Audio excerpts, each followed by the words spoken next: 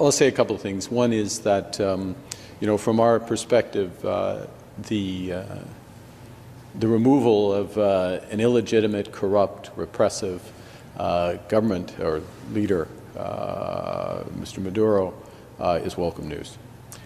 It creates the possibility for democratic transition in Venezuela. We very much support that. We're available to support that, and we urge that to happen in a peaceful transition. And that's the best prospect for greater prosperity for the Venezuelan people and to respect the will of the Venezuelan people. Mark Carney spoke from Paris about Venezuela, and his words came hours after Donald Trump announced that up to 50 million barrels of Venezuelan oil would flow to the United States, and Canadian energy stocks had already dropped. While the Prime Minister now faced direct questions about whether Canada's oil sector can survive renewed Venezuelan competition, and his response surprised many observers. Carney stated that Canadian oil would remain competitive despite Venezuelan production increases, and he cited three specific advantages, explaining that Canadian crude is low risk due to stable governance, while it is low cost because of recent progress on marginal production expenses, and it is low carbon thanks to planned carbon capture projects in Alberta, and these factors, according to Carney, make Canadian oil competitive for the medium and long term.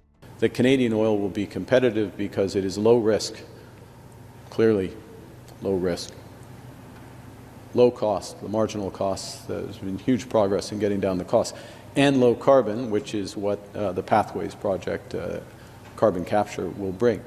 And that makes Canadian oil competitive for the medium and long term. The Prime Minister made these remarks at the Canadian Embassy in Paris, where he was asked whether Donald Trump's Venezuela move increased urgency for a new pipeline to British Columbia coast, and Carney acknowledged that Canada faces the prospect of Venezuelan oil displacing Canadian product in American markets. However, he expressed confidence in Canadian competitiveness and noted that his government is working to expand access to Asian oil markets. Context, a pipeline and exports to Asia. We've got competitive product, and we'd be diversifying our markets, and that's one of the reasons why we signed the comprehensive MOU with Alberta. Donald Trump had announced earlier Tuesday that Venezuela would turn over between 30 and 50 million barrels of sanctioned oil to the United States, and the oil would be sold at market price, while Trump stated he would control the resulting revenues to benefit both Venezuela and the United States.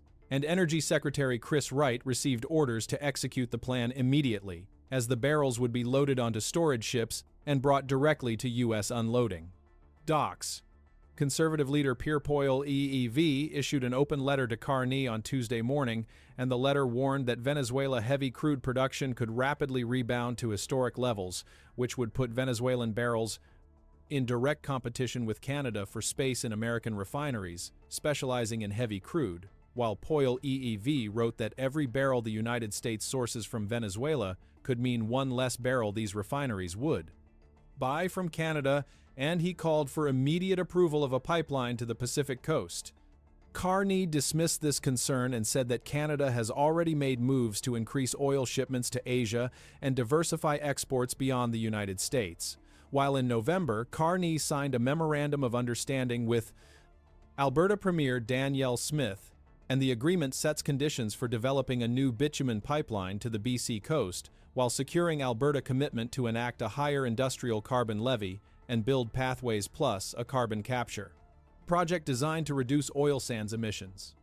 Canada oil sands produce nearly 5 million barrels of oil per day, and approximately 97% of Canada crude exports go to the United States. While the exports were valued at roughly $100 billion in 2023, and Venezuelan production dropped from 3.5 million barrels daily in 1999 to about 900,000 barrels daily last year, with the decline resulting from coups, strikes, industry nationalizations, high violent crime rates, and armed group presence. Alberta Premier Danielle Smith stated Monday that events in Venezuela emphasize the importance of expediting pipeline development to diversify oil export markets, and her government is working to submit an application to the Federal Major Projects Office by July 1. While the Major Projects Office is a body Carney government created early in its mandate to speed approval processes for large infrastructure projects, and Poyle EEV letter demanded the government commit to approving any pipeline proposal within 60 days. Oil prices fell after Donald Trump announcement as Brent crude dropped 61 cents to $60.09 per barrel on Wednesday, while West Texas Intermediate fell as much as 2.4%, trading near $56 per barrel, and the volumes Trump mentioned represent 30 to 50 days of Venezuelan production before the U.S. blockade. While market analysts noted the quantities are relatively small in global context, as U.S. oil consumption averages about 20.25 million barrels per day. Venezuela holds the world's largest proven oil reserves at approximately 303 billion barrels, while current production sits below 1 million barrels daily, representing about 0.5% of global oil production. And years of sanctions and mismanagement damaged energy infrastructure. While Venezuelan crude is extra heavy oil, viscous and thick, with higher sulfur and carbon content than conventional crude, and U.S. Gulf Coast refineries were originally built to process Venezuelan heavy crude. Carney stated that a functioning Venezuelan economy producing more oil would increase stability in the Western Hemisphere, and he called this development positive, while the Prime Minister maintained that Canadian oil advantages would preserve market position, and he referenced the Comprehensive Memorandum of Understanding with Alberta as evidence of Canada's strategy to diversify markets and maintain competitiveness.